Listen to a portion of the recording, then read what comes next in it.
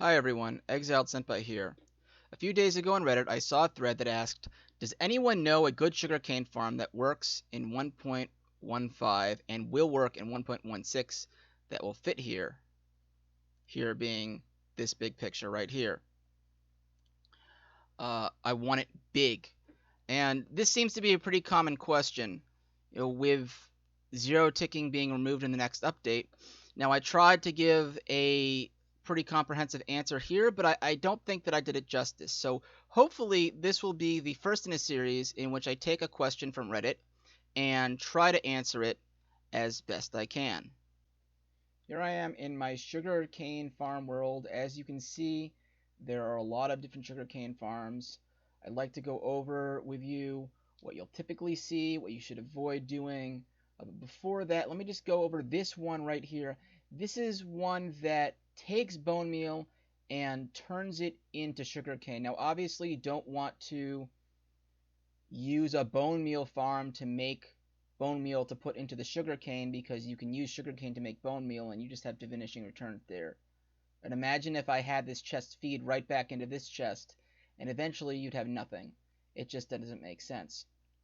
But if you have a skeleton spawner and you've made a skeleton farm out of it, and you want to turn your bones into sugarcane, this might just be what you're looking for. For every bone, you get 3 bone meal, and for every bone meal, you get 2 sugarcane. So that's 6 sugarcane per bone, which is 6 paper, which is 1/4 of an emerald if you trade it to a villager. So if you put in a stack of bone meal here, you'll see it starts to feed into this dispenser. There is a delay right here so that the bone meal has a chance to actually make the sugarcane grow before the 2 pistons push off the sugarcane into the water. Now you notice that I have 2 pistons. This is very important, because with 1 piston, most of the time, at least half the time, we got 1 here anyway. Let's see how many we got. We have 22 in our inventory right now. 1. We had 1 sugarcane that didn't make it into the water with 2 pistons. Now, if you have 1 piston, a lot of it's just going to end up right here and not end up going into your water trail. And that's what I want to talk about next. So, I've seen a lot of... Where is it? Which one are we doing now? I've seen a lot of this. This is what I usually see when I search up automatic sugarcane farm. This is incredibly inefficient. A good portion of the sugarcane is not going to make it into the water. You'll see that you have wasted sugarcane here, right? You have sugarcane that is 3 stacks tall and isn't being harvested. It'd be better to harvest it and let it grow some more, because the observer is only on 1 sugarcane. Quick addendum here. If you have something that looks like this, and you have sugarcane that is 2 stacks high, behind the hood of the Minecraft engine, this sugarcane is anywhere from having just become 2 stacks to about to become 3 stacks. And if you have any of these stacks that are about to become 3 stacks, getting rid of them resets the progress they've made. So in addition to losing the efficiency of not harvesting the top of a stack and letting it regrow, and losing the efficiency of having some of the top sugarcane stack fall onto the dirt and not into the water, you're also losing efficiency in terms of sugarcane that you're just not letting grow. You're resetting the growth. So if I do this, behind the hood, we've just reset all of these stacks to 0. So let's just see what happens if we put a sugarcane on each of these. Now all of these are 15 wide, so if I finish this off, we should get 30 sugarcane. Let's make sure this is empty first. It's not. Right? And let's put 1 sugarcane here, and we'll see how much of our 30 sugarcane we get, and how much of it ends up on the dirt over there.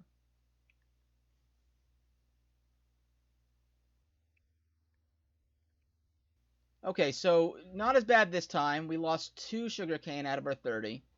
It's usually a lot worse, but, there you have it.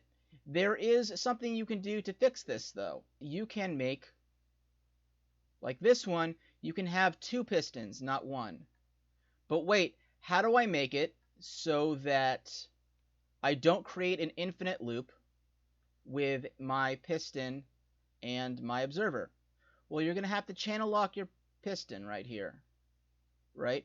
So basically what normally happens is the sugarcane comes up, it triggers the observer, which fires the piston, which then triggers the observer, which then fires the piston, and so on and so forth.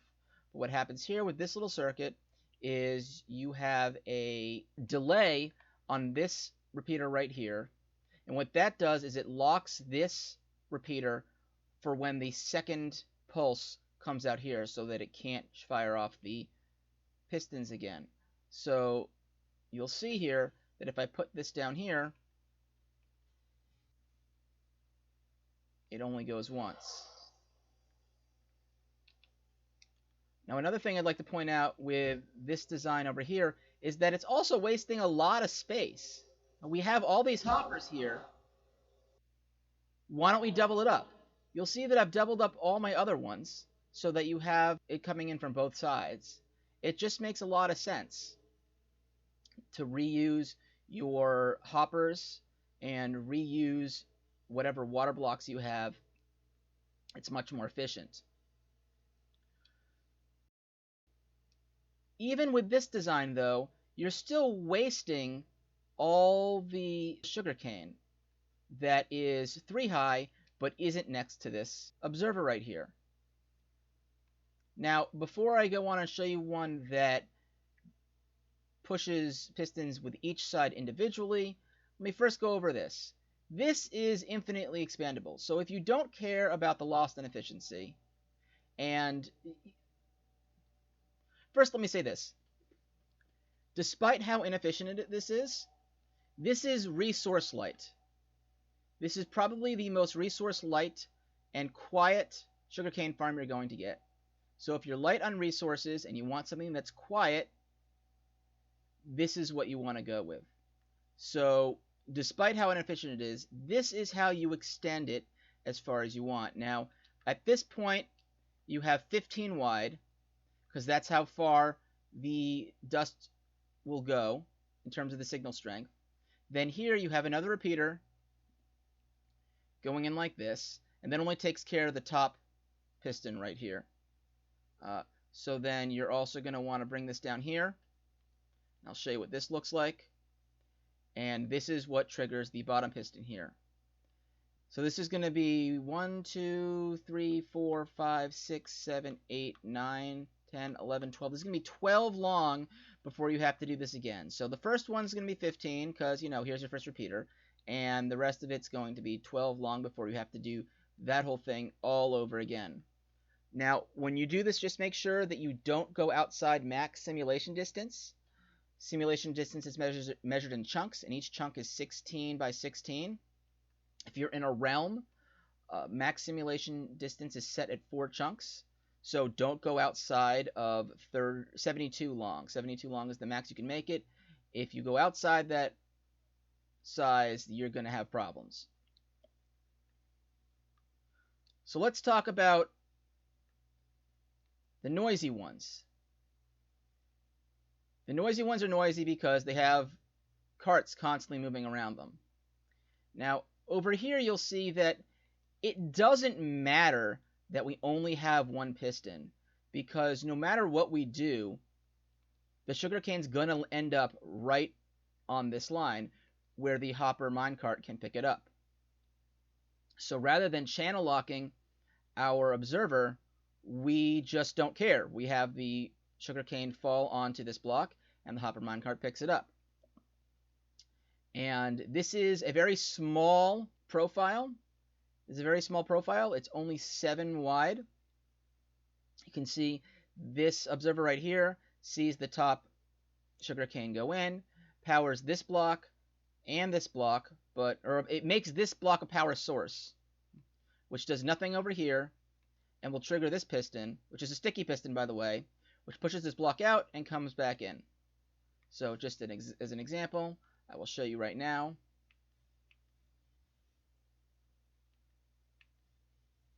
And that's how that works. Now, if you want something that has the same profile, is a little less efficient, but requires less resources, you're going to do this whole thing again, where you have one observer for the entire row. You're going to be less efficient, but it is also 7 wide, and that's no good.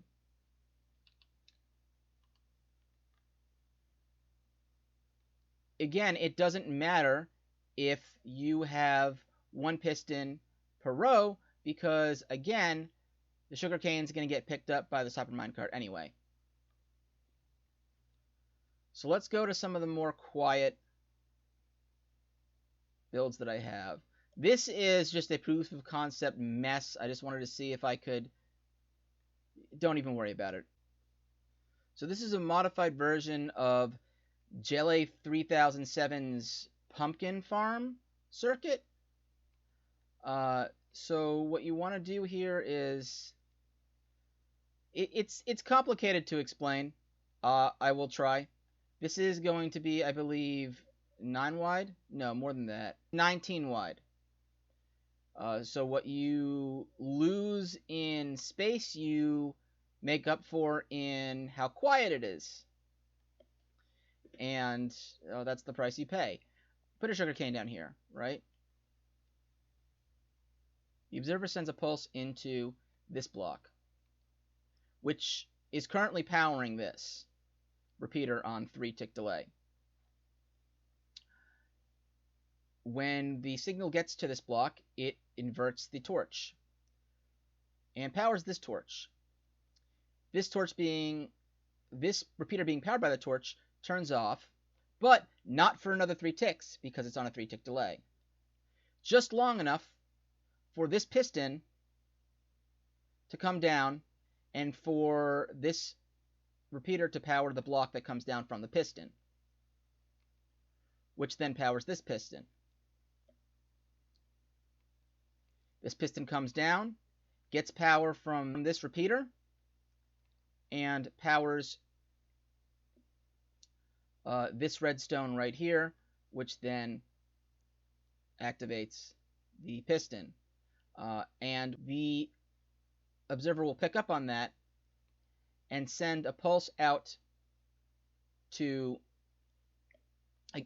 this block again, but this time when the block comes down, because this repeater was no longer powered, it no longer passes the signal along to this piston, so you do not have an infinite loop. Now, what's in these chests is a single non-stackable item. You could put in a single non-stackable item, a full stack of 16 of a 16 stackable item, so a stack of 16 eggs, or 64 of a 64 stack, so 64 dirt if you really wanted to. What's important is that this outputs 1 signal strength, because that way, when you have 1 signal strength, you're only powering the 1 piston in front of it, see? Okay, that's a bad idea, I did that. But you get the idea, right? And it doesn't have to be a chest with a water ball on it. I just figured that's the cheapest. You could use well, it's raining, so I guess this isn't working properly. But you could use a cauldron with water level 1. You could use a lectern with a book and quill in it, and if you're on Java, you could have it 15 pages long and keep it turned to page 1. Or if you're on Bedrock, you could have it turned to page 30 and have it kept on page, or have 30 pages and have it kept on page 1. You could have a jukebox with a cat CD in it. You could have a composter with 1 sugarcane in it.